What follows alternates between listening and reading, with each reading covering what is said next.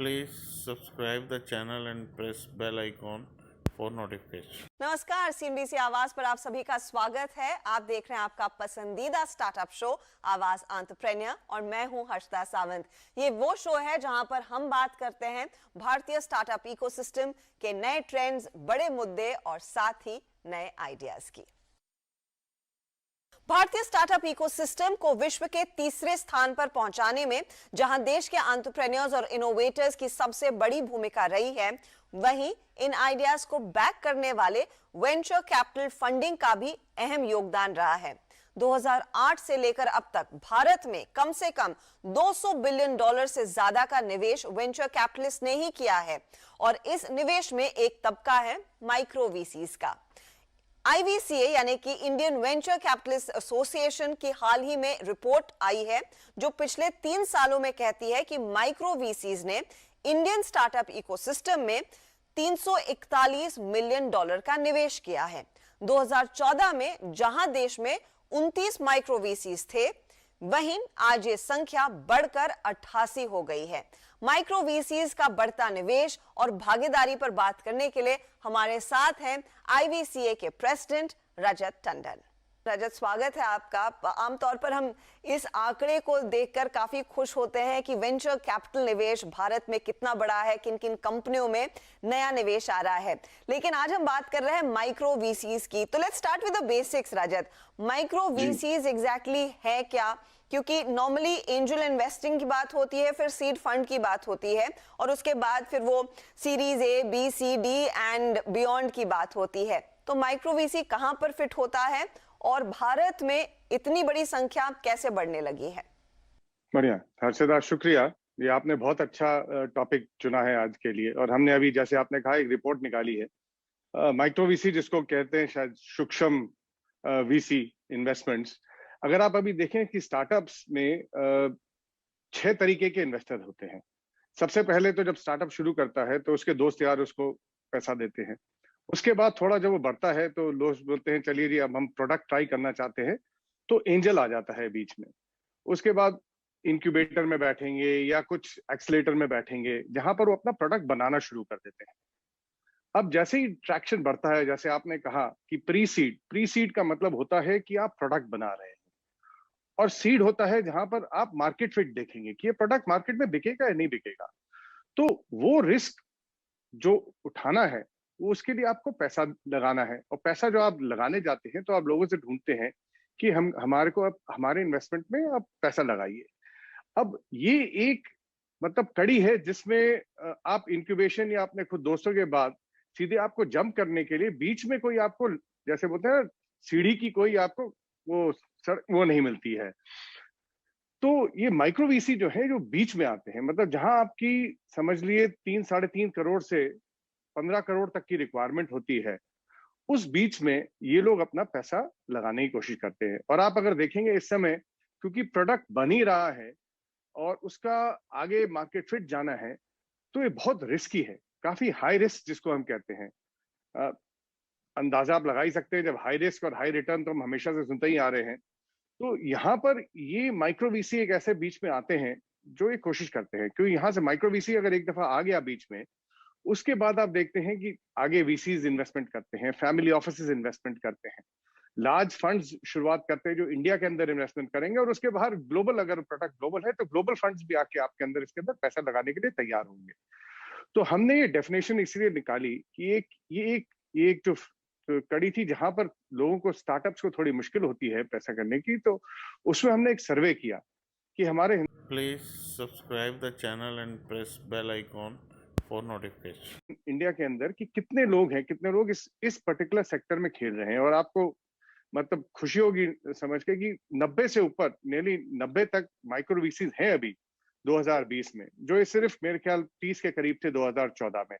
तो इनकी गिनत बढ़ी है। और हमने जब इनके साथ सर्वे किया तो पूछा कि आप मतलब कितना आपका फंड साइज है, तो हमने इसमें एक्टिव फंड साइज जिसको बोलते हैं, वो अंदाजन 30 मिलियन यानी अबाउट 225 करोड़ तक का वो इन्वेस्टमेंट कर सकते हैं।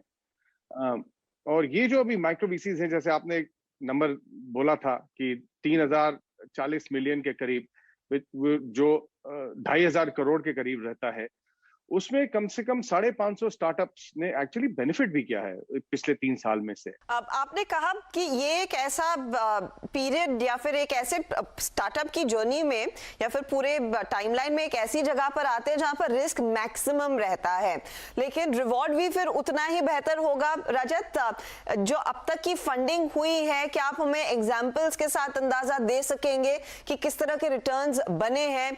हम ऑफ कोर्स हमारे वेंचर कैपिटल यूनिवर्स के दोस्तों से अक्सर बात करते हैं, चाहे वो ब्लूम वेंचर्स हो या फिर आपका यूनिकॉर्न हो, और मेरे ख्याल में किसी समय पर ये माइक्रो वीसीज ही हुआ करते थे। बिल्कुल बिल्कुल, आपने बिल्कुल सही कहा। तो माइक्रो वीसी भी वही लोग कर रहे हैं, या तो कुछ लोग जो स्टार्टअप्स में थे पहले तो उन्होंने एग्जिट ली है और वापस आके दूसरे स्टार्टअप्स को मदद करने के लिए शुरुआत कर रहे हैं, या दूसरे हो सकते हैं जो शुरुआत में माइक्रो वीसी की तरह शुरू हुए हों, अब बड़े हो गए हैं जी। लेकिन जैसे आपने कहा, बहुत अच्छी बात कही कि क्या एग्जाम्पल्स हैं। अगर आप देखें शुरुआत में फ्लिपकार्ट जैसी जगह पे, राइट, उसमें शुरुआत में एक छोटे से ही वीसी ने एक लगाया था पैसा, ठीक। ओयो में, ओला में, मतलब ओला में जैसे अगर आप देखें, ओराइस ने बहुत ही कम लगाए थे, उसमें कम से कम 350-400x का तो रिटर्न आ चुका है उनके लिए। तो ये नंबर्स बहुत ही बड़े हैं। और इन लोगों ने जब जाके लोगों ने सोचा कि भाई गाड़ी टैक्सी तो हमें हाथ हिला के ही मिल जाती है, तो हम क्यों हम किसी स्टार्टअप में लगाएं, तो किसी एक ने रिस्क लिया ना। अब आप देखिए, बिना मतलब इन टैक्सी सर्विसेज के कितना मुश्किल हो जाता है। तो इसलिए रिवॉर्ड तो मिलेंगे, लेकिन ये नहीं कि हर एक रिवॉर्ड, लेकिन फेलियर भी है, क्योंकि काफी, जैसे आपने देखा है, रिस्की है, तो फेलियर भी है। लेकिन इस समय अगर हम रिवॉर्ड सेलिब्रेट करें तो फेलियर कम दिखते हैं। अगर इतने एक्स नंबर रिवॉर्ड्स आपको दिख जाते हैं तो वो मतलब इजीली मतलब आगे बढ़ सकते हैं। तो वो तो हर इकोसिस्टम में होता है कि आपको ज्यादा सक्सेस रेशो दिखेंगे, फिर उसके सामने कुछ फेलियर्स आपको एक सीख के तरह पे लेने हैं और आगे और बेहतर करना है। लेकिन रजत, मुझे बताइए, इस समय ये जो नंबर बढ़ा है 2014 से लेकर 2021 में 24 से करीब 29 से करीब 88 या 90 माइक्रो वीसीज आए हैं, तो क्या वजह है? एक तो आई एम श्योर बढ़िया क्वालिटी की आइडियाज आ रही हैं, तो उसको बैक करने की इच्छा भी बड़ी है, लेकिन क्या अवेलेबिलिटी ऑफ लिक्विडिटी भी उतनी ही बेहतर हुई है? क्योंकि मुझे याद है एक ऐसा समय था जहां पर कई सारे एचएनआईज जो शेयर बाजार में पैसा लगाते थे, काफी इंक्वायरीज करते थे कि स्टार्टअप जगत में हम कैसे उतरे। क्या उनका भी इंटरेस्ट आने लगा है? बिल्कुल बिल्कुल, आई थिंक एक सबसे ज्यादा ही अहम इंटरेस्ट इन्हीं लोगों का एचएनआईज है इंडिया के अंदर, फैमिली ऑफिसेज हमारे। वो लोग शेयर बाजार में पैसा लगाने से बढ़िया देखते हैं कि चलिए एक और ऑल्टरनेट है कि जहां पर हम नए स्टार्टअप में लगाएं, इनोवेशन में लगाएं, रिटर्न भी बढ़िया हो सकते हैं, एम्प्लॉयमेंट भी बढ़िया हो सकती है, ठीक है। तो उसको देख इस चीज को मद्देनजर रखते हुए वो हमेशा सोचते हैं कि हम कैसे इसको हेल्प भी कर सकते हैं। दोनों तरफ का बेनिफिट है, रिटर्न भी आपके अच्छे आ सकते हैं और क्वालिटी प्रोडक्ट बन सकता है हिंदुस्तान के अंदर, इनोवेशन हो सकता है और जॉब क्रिएशन भी होगा ना, क्योंकि इतने सारे नए बन रहे हैं स्टार्टअप्स। तो आप देखिए तीनों तरफ का इफेक्ट पड़ता है।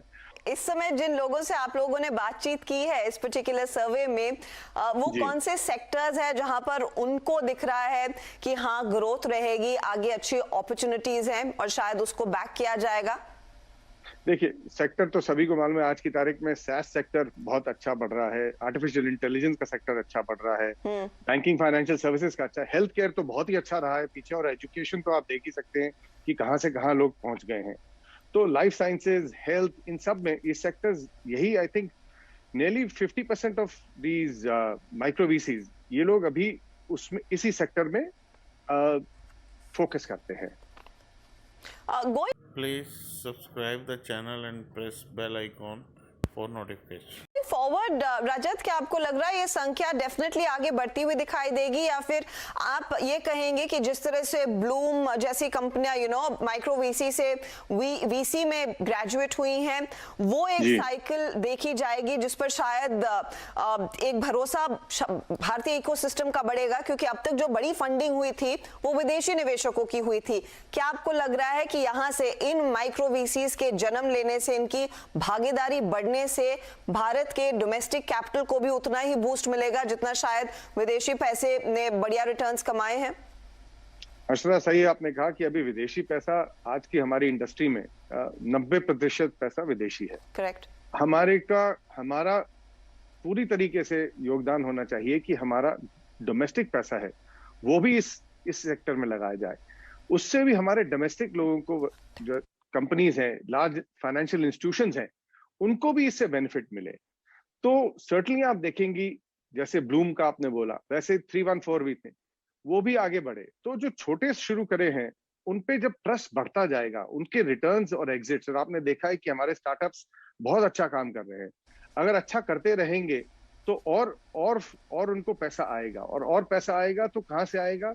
जब वो अच्छे प्रोडक्ट्स दिखाएंगे और इन्वेस्टर को अच्छे रिटर्न आएंगे तो इन्वेस्टर और पैसा लगाएगा इसके अंदर।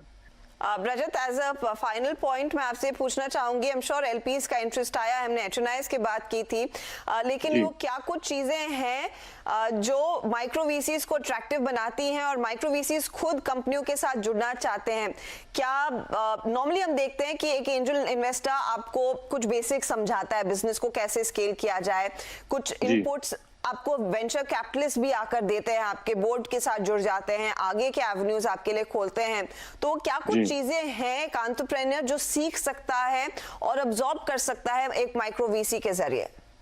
देखिए, माइक्रो वीसी सबसे जो अहम बात है कि जो इन्वेस्टर है इस समय एचएनआई है, वो छोटा चेक वैल्यू भी होगा ना, वो लेके आके तैयार हो जाएगा। लेकिन बहुत सारे लोग होंगे तो वो बेटर है कि वो एक छोटा चेक ये माइक्रो वीसी के साथ देते, जो फंड पूल कर रहे हैं ना, तो आपका पैसा 5 जगह लगा देंगे। छोटा चेक काफी जगह डिस्ट्रीब्यूट हो जाता है। और फिर अभी आप देखिए कि सिर्फ इन स्टार्टअप्स को इस पर्टिकुलर स्टेज में सिर्फ पैसे की नहीं, but operational expertise, deep operation की मदद चाहिए। जो ये माइक्रो वीसी है वो समझाता है कि आपको कैसा, ये नहीं कि मैं पैसा ले लो, वो समझाता है कि आपको किस तरीके का पैसा लेना चाहिए, आपको ईसॉप्स के ऑप्शंस कैसे रखने चाहिए। तो बहुत सिर्फ प्रोडक्ट के लिए ही नहीं मदद करता, डिजाइन कैसी अच्छी लगती है, यूआई यूएक्स डिजाइन जो बात करते हैं वो कैसा होना चाहिए, कस्टमर यूजर एक्सपीरियंस कैसा होना चाहिए, रिटेंशन कैसे रहना चाहिए, मार्केट को एक्सपैंड कैसे करना चाहिए। तो ये बहुत ही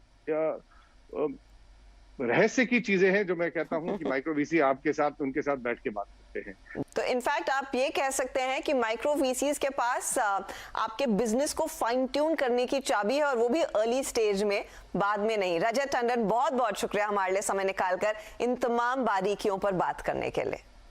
यहाँ लेंगे एक छोटा ब्रेक, लेकिन आगे देखिए कैसे कोविड की महामारी के बीच वेडिंग प्लानिंग में बढ़ रहा है टेक्नोलॉजी का योगदान।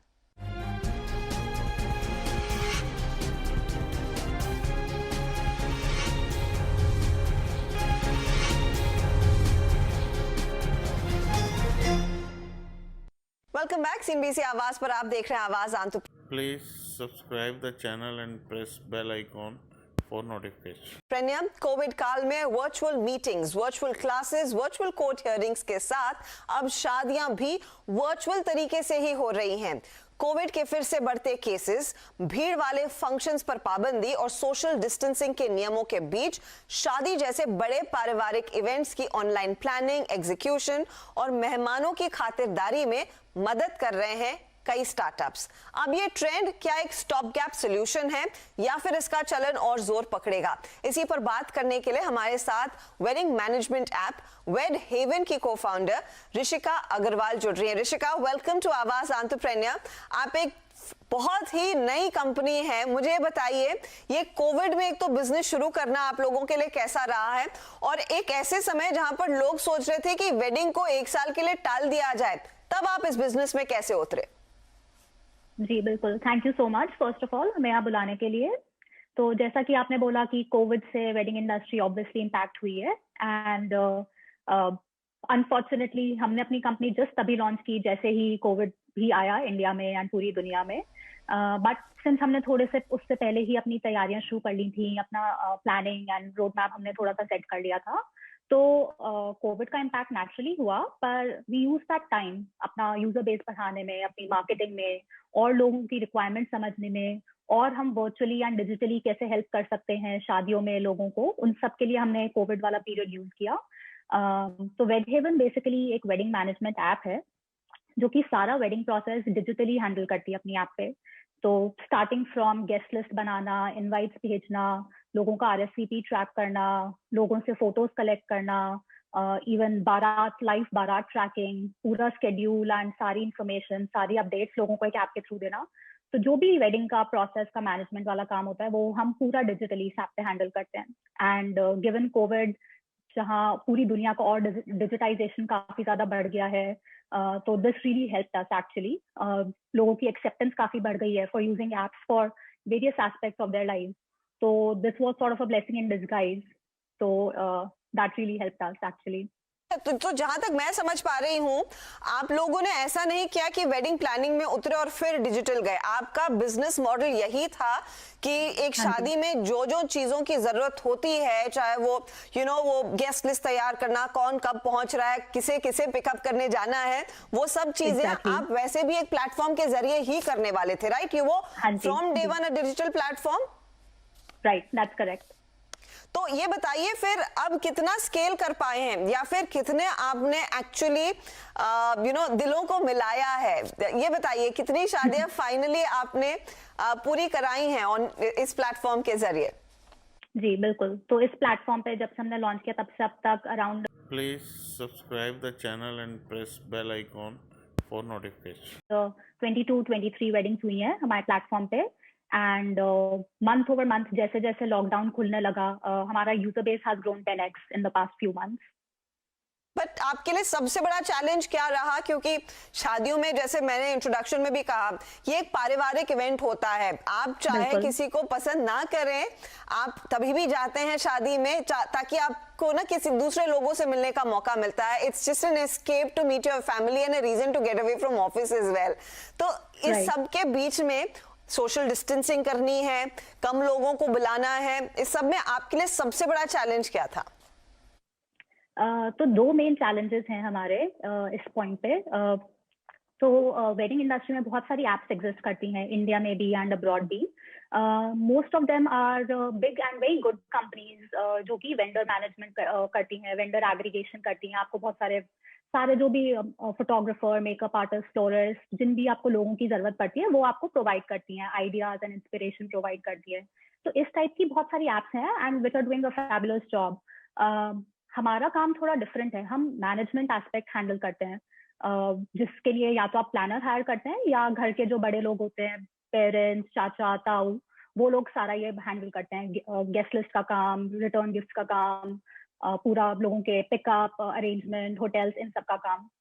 तो हम इन सब कामों को डिजिटली करने की कोशिश कर रहे हैं। तो ये एक सॉर्ट ऑफ माइंडसेट शिफ्ट है लोगों के माइंड्स का। तो ये लोगों को समझाना कि ये सब काम भी डिजिटली हो सकता है, जिसके कि लोग अभी बहुत ही मैनुअल प्रोसेस के आदी हैं। वो या तो पेपर पे पूरी गेस्ट लिस्ट बनाते हैं या एक्सेल शीट पे बनाते हैं। सब काम बहुत ही मैनुअल प्रोसेस के वाइज होता है। तो लोगों को ये समझाना कि अब टेक्नोलॉजी इतनी आगे बढ़ चुकी है कि आप लोगों को इतना मैनुअल एफर्ट डालने की जरूरत नहीं है। आप ये सब काम बहुत आसानी से अपने फोन पे, कहीं पे भी आप जा रहे हैं, बहुत इजीली सब कुछ ऑन द गो हो सकता है इस ऐप के थ्रू। तो ये थोड़ा सा समझाना एक सॉर्ट ऑफ चैलेंजिंग टास्क है अभी, धीरे धीरे समझ आ रहा है जो कि लोगों को। एंड दूसरा यही कि ये जो ऐप है ये मैनेजमेंट के है, ये वेंडर एग्रीगेशन के लिए नहीं है। तो ये दो चीजें लोगों को डिस्टिंक्शन क्रिएट करना एंड समझाना, ये हमारा बिगेस्ट चैलेंज है अभी। अब इस बिजनेस को आप आगे कैसे बढ़ाएंगे? क्योंकि जो आप लोगों ने किया है वो थोड़ा यूनिक है, लेकिन वो दूसरी कंपनियां भी अपने पूरे प्लेटफॉर्म में इनकलकेट कर सकती हैं। तो how is Wed Haven going to grow? उसके लिए क्या आप लोग सोच रहे हैं? कुछ एडिशनल करना पड़ेगा या फिर इतनी एक्सपर्टीज आप हासिल कर लें कि आप किसी दूसरे प्लेटफॉर्म से मिलकर काम कर सकते हैं? बिल्कुल बिल्कुल। तो ये दोनों आइडियाज हमारे रोड मैप पे हैं। हम ऑब्वियसली दूसरी कंपनीज के साथ पार्टनर भी कर सकते हैं, बट उसके पहले हम वेड हेवन को ही एक पूरा होलिस्टिक वेडिंग प्लेटफॉर्म की तरह इवॉल्व करना चाहते हैं। तो अभी हमने जस्ट बेसिकली लॉन्च किया। अभी हमारे रोड मैप पे बहुत सारे फीचर्स हैं, बहुत सारी चीजें जो हमें इस प्लेटफॉर्म पे ऐड करनी है, जो पूरा end to end process manage कर सके, स्टार्टिंग फ्रॉम गेस्ट लिस्ट जो ऑलरेडी एग्जिस्ट करता है, बट बहुत सारी चीजें होती है, जैसे गिफ्ट रजिस्ट्री का एक कॉन्सेप्ट होता है जो अभी इंडिया में इतना पॉपुलर नहीं है बट धीरे धीरे आ रहा है, तो वो हम इस पे डालने वाले हैं। एक इसको हम पूरा आपका पर्सनलाइज सोशल प्लेटफॉर्म की तरह भी इवॉल्व करना चाहते हैं, कि जैसे जो लोग अब्रॉड से या कहीं से भी आपकी शादी में नहीं आ पा रहे, but they can be part of all the fun. तो इसमें बहुत सारी और चीजें हम ऐड करेंगे सोशल एस्पेक्ट के थ्रू, लाइक लोगों की फोटोज, पिक्चर्स, गेम्स, क्विजेस, पूरा it's like it would be like a personalise Facebook, WhatsApp, all social platforms combined in one, personalise for your wedding only. बहुत सारे इसमें लॉजिस्टिक्स एस्पेक्ट होंगे, tooling aspect होंगे. तो basically user just needs to have this one app to manage everything for the wedding. Final question to you Rishika, ये है कि देखिए इस समय जरूरत पड़ी तो लोगों ने टेक्नोलॉजी का सहारा लिया है अपनी वेडिंग्स प्लान करने के लिए. ऑप्शन नहीं था तो वर्चुअल वेडिंग हुई है. और मैं अपने दोस्तों के सर्कल में कई लोगों को जानती हूँ जिन्होंने फटाफट कोविड के दौरान ना कम पैसे में शादी भी कर ली क्योंकि वो वर्चुअल हो रही थी. ये बताइए, ये क्या एक वेड टेक जो अब हम टर्म यूज कर सकते हैं, ये एक स्टॉप गैप सोल्यूशन है या फिर it's here to stay? It's here to stay. So as you know, as we are talking about work from home, बहुत सारे लोग hybrid model adopt कर रहे हैं कि कुछ दिन ऑफिस जाएंगे, कुछ दिन घर से काम करेंगे. ऐसे ही वेडटेक will also be a hybrid model. Of course, physical weddings large scale पे they will come back. Indian weddings, there's nothing stopping it. Huge big fat Indian weddings is never going away. But this will aid in the management process for the people जो actually attend कर रहे हैं और जो नहीं भी attend कर रहे हैं. So this will help create one community for everybody involved in the wedding process. Okay, Rishika, all the very best and thanks for joining us on Awaaz Entrepreneur. Thank you so much. चलिए इसी के साथ आवाज entrepreneur में हम आपसे भी लेंगे इजाजत. आपको हमारा शो कैसा लगा, इसका फीडबैक आप हमें जरूर दें. अगले हफ्ते फिर मुलाकात होगी कुछ और नए आइडियाज के साथ. नमस्कार, good bye. Please subscribe the channel and press bell icon for notification.